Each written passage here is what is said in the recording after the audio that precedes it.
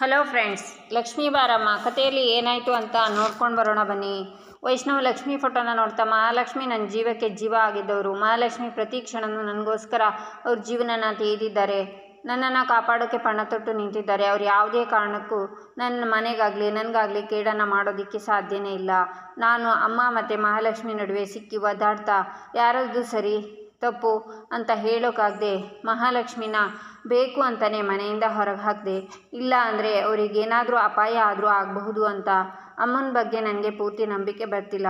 ಎಲ್ಲೋ ಒಂದು ಕಡೆ ಅಮ್ಮನ ಮೇಲೆ ಡೌಟ್ ಬರುವಂತಹ ನಡವಳಿಕೆ ಕಾಣಿಸ್ತಿದೆ. ಮಹಾಲಕ್ಷ್ಮಿನ ಬಿಟ್ಟು ನಾನು ಖಂಡಿತ ಇರೋದಿಲ್ಲ. ಅಮ್ಮ ಮದುವೆ ಮಾಡ್ತೀನಿ ಅಂತ ಹೇಳಿದಾಗ ಒಪ್ಕೊಂಡಿದ್ದು ನಾಟಕ.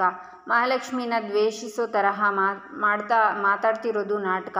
ಅವರು ಯಾವತ್ತಿದ್ರೂ ನನ್ನ ಹೃದಯದಲ್ಲೇ ಇರ್ತಾರೆ. ಅವರಿಗೆ ಅಂತಲೇ ನನ್ನ ಹತ್ರ ಸ್ಪೆಷಲ್ ಸ್ಥಾನ ಕೊಟ್ಟಿದ್ದೀನಿ. ಈಗ ಅವ್ರ ಮನಸ್ಸಿಗೆ ನೋವಾಗೋ ಥರ ನಡ್ಕೋತಾ ಇರಬಹುದು, ಆದರೆ ಅದು ಅವ್ರ ಮುಂದಿನ ಬದುಕಿಗೆ ಸಂತೋಷನ ತಂದುಕೊಡುತ್ತೆ. ಈಗ ಮಾತ್ರ ನಾನು ಅವ್ರ ಹತ್ರ ಏನು ಹೇಳಲಾರ್ದ ಪರಿಸ್ಥಿತಿಲಿ ಒದ್ದಾಡ್ತಿದ್ದೀನಿ. ಅಮ್ಮನ ಮಹಾಲಕ್ಷ್ಮಿನ ಇದಕ್ಕೆ ಸ್ವಲ್ಪ ದಿನದಲ್ಲೇ ಉತ್ತರನ ಕಂಡ್ಕೊತೀನಿ.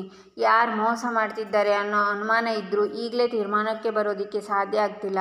ಆದರೆ ಇನ್ನು ಕೆಲವೇ ದಿನದಲ್ಲಿ ಇದಕ್ಕೊಂದು ಪರಿಹಾರನ ಕಂಡ್ಕೊಳ್ತೀನಿ. ಮಹಾಲಕ್ಷ್ಮಿನ ಯಾವುದೇ ಕಾರಣಕ್ಕೂ ದೂರ ಮಾಡ್ಕೊಳ್ಳಲ್ಲ, ಮನೆಗೆ ಕರ್ಕೊಂಡು ಹೋಗ್ತೀನಿ ಅಂತ ವೈಷ್ಣವ್ ಮಾತಾಡ್ಕೊತಾನೆ. ಈಚೆ ನಿತಿನ್ ಮಹಾಲಕ್ಷ್ಮಿ ಮುಂದೆ ಬಂದು, ನೀನು ನನ್ನ ಹಾರ್ಟಲ್ಲಿದೆಯಾ ಹಾಗೆ ಹೀಗೆ ಅಂತ ಮಾತಾಡ್ತಾನೆ. ಹುಚ್ಚಿನ ಥರ ಆಡ್ತಾನೆ. ಮಹಾಲಕ್ಷ್ಮಿ ಎಷ್ಟೇ ಬೈದರೂ ಕೂಡ ಕೇಳಿಸ್ಕೊಳ್ಳದ ನಿತಿನ್ ರೌಡಿಗಳಿಂದ ಮಹಾಲಕ್ಷ್ಮಿ ಕೈಯನ್ನು ಗಟ್ಟಿಯಾಗಿ ಹಿಡ್ಕೊಡೋಕ್ಕೆ ಹೇಳಿ ಬಲವಂತದಿಂದ ತಾಳಿ ಕಟ್ಟೋಕೆ ನೋಡ್ತಾನೆ. ಆಗ ಕಾರುಣ್ಯ ಬೇಡ ಅಂತ ತುಂಬ ತಡೆಯೋದಕ್ಕೆ ಪ್ರಯತ್ನ ಮಾಡ್ತಾರೆ.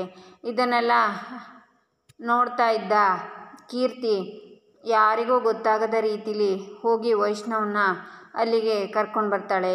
ವೈಷ್ಣವ್ ಜೊತೆ ಬೈಕಲ್ಲಿ ಬಂದು ಇಳಿತಾಳೆ. ವೈಷ್ಣವ್ನ ನೋಡಿ ನಿತಿನ್ ಭಯಪಡ್ತಾನೆ. ಆಗ ಅವನಿಗೆ ಗನ್ನನ್ನು ಹಣೆಗೆ ಹಿಡಿತಾನೆ ವೈಷ್ಣವ್. ಆಗ ನಿತಿನ್ ಭಯದಿಂದ ನಡುಗ್ತಾ, ನಾನೇನೂ ಮಾಡಲ್ಲ, ನನ್ನಿಂದ ತಪ್ಪಾಯಿತು ಅಂತ ಹೇಳಿ ಅಲ್ಲಿಂದ ಓಡಿ ಹೋಗ್ತಾನೆ. ಲಕ್ಷ್ಮಿ ಖುಷಿಯಿಂದ ವೈಷ್ಣವ್ನ ನೋಡ್ತಾಳೆ. ಹಾಗಾದರೆ ವೈಷ್ಣವ್ ಲಕ್ಷ್ಮಿನ ಮನೆಗೆ ಕರ್ಕೊಂಡು ಹೋಗ್ತಾನ ಅಥವಾ ಇನ್ನೂ ಸ್ವಲ್ಪ ಟೈಮ್ ತಗೋತಾನ? ನೋಡೋಣ ಮುಂದಿನ ಸಂಚಿಕೆಯಲ್ಲಿ. ಅಲ್ಲಿಯವರೆಗೆ ನೀವು ನಮ್ಮ ಚಾನಲನ್ನು ನೋಡಿ ಸಬ್ಸ್ಕ್ರೈಬ್ ಮಾಡಿ, ಲೈಕ್ ಮಾಡಿ, ಶೇರ್ ಮಾಡೋದನ್ನು ಮರಿಬೇಡಿ.